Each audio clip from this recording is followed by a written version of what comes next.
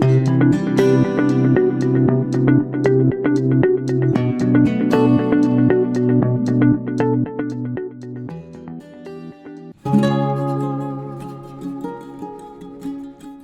當嘅運動鍛煉可以減壓。研究指出，有氧嘅運動可以減低焦慮嘅情緒，而無氧嘅運動亦都可以調節血清素等嘅問題，改善沮喪嘅心情。以下為大家帶嚟2種運動，希望可以減輕壓力帶嚟嘅緊繃問題，俾身心獲得平衡。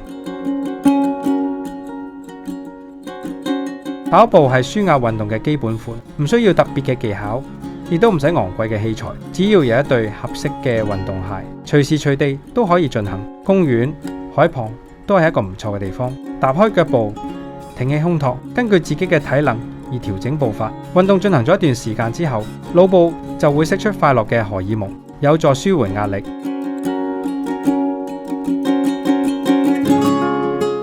游泳係全身性嘅運動，可以鍛煉肌肉，亦都可以幫助調節呼吸，係放鬆身心嘅游泳運動之一。身體浸咗喺水入邊之後，受到比體溫較低嘅水溫影響，會刺激我哋嘅大腦，從而遠離抑鬱或者疲倦。另外喺游泳嘅時候，由於全身嘅肌肉、呼吸必須做到平衡、協調等嘅作用，喺呢個時候大腦就會產生好多唔同嘅反應，亦都會分泌多巴胺快樂嘅荷爾蒙，有助身心健康。